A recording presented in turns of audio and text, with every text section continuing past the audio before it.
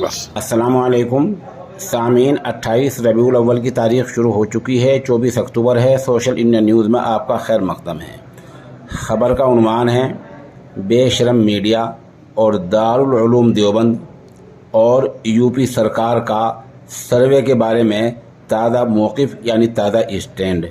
फ़िलहाल सर्वे के बारे में सरकार ने क्या कहा है, इन तमाम बातों पर मुश्तमिल ये खबर है। पूरी आप सुने और इसके बैकग्राउंड में पस मंज़र में हम उम्मुल मदारिस दारुल उलूम देवबंद की चंद वीडियोज़ पेश करेंगे। ये इत्तिफ़ाक़ है कि आज ये नमूनादार देवबंद में मौजूद है।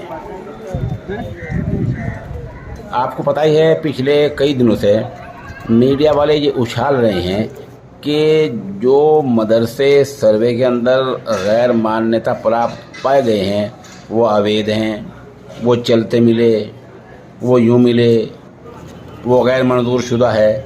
ऐसी बातें मीडिया वाले उछाल रहे हैं।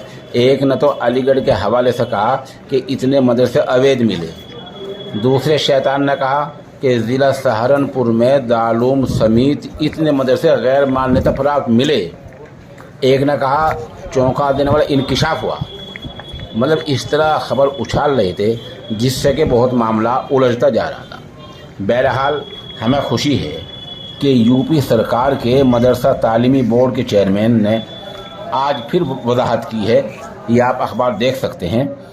रोज़नामा इनक़िलाब में यूपी सरकार के वज़ीर यानी मदरसा तालीमी बोर्ड के चेयरमैन डॉक्टर इफ्तिखार अहमद जावेद का ये बयान छपा है। वो मैं आपको पूरा पढ़कर सुनाई देता हूँ ताकि आपके सामने पूरी बात आ जाए।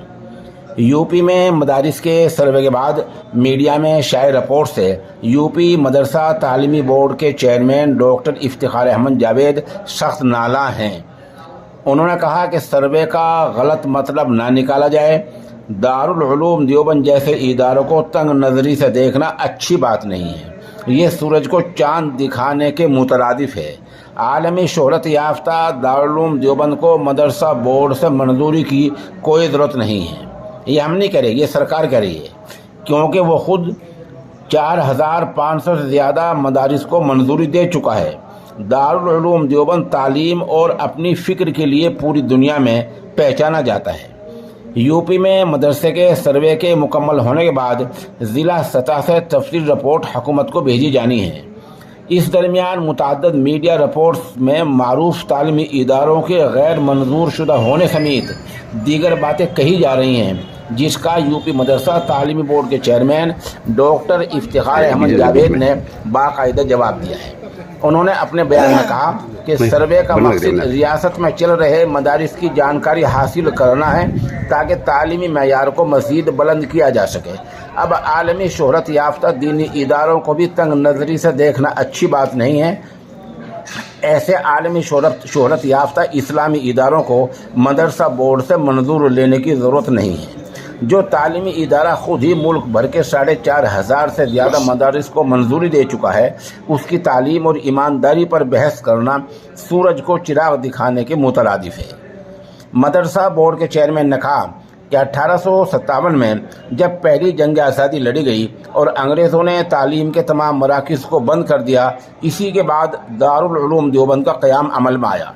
इतना बड़ा तालीमी इदारा जो खुद ही मंजूरी देकर तालीम को फ़रोग़ दे रहा हो, उसे मदरसा बोर्ड से मंजूरी की क़तई ज़रूरत नहीं है। डॉक्टर इफ्तिखार अहमद ने कहा यूपी में 7 साल से किसी मदरसे को मंजूरी नहीं दी गई है। सर्वे के बाद मदारिस की तादाद और उनकी सूरत हाल वाज़ेह हो गई है। यही सर्वे का मकसद भी है। अब जो मदारिस मंजूरी लेना चाहेंगे उनको मंजूरी दी जाएगी और मदारिस में तालीम के मयार को मज़ीद बेहतर किया जाएगा। इस सवाल पर कि दारुल उलूम देवबंद के अलावा भी कई आलमी शोहरत याफ्ता इदारे हैं, उन्होंने जवाब दिया कि वो सभी दीनी तालीमी इदारे जो ख़ुद मदारिस को मंजूरी देकर तालीम को फ़रोग़ दे रहे हैं और कानून के मुताबिक अपना काम कर रहे हैं, सभी इस ज़ुमरे में शामिल हैं। इससे आप अंदाज़ा लगा सकते हैं कि यूपी सरकार क्या कह रही है और हमारा मीडिया क्या कह रहा था, वो मैंने आपको बतला दिया है। अब एक सवाल ये रह जाता है कि अब करना क्या है। करना यह है कि आप मीडिया कहने से गुमराह ना हो।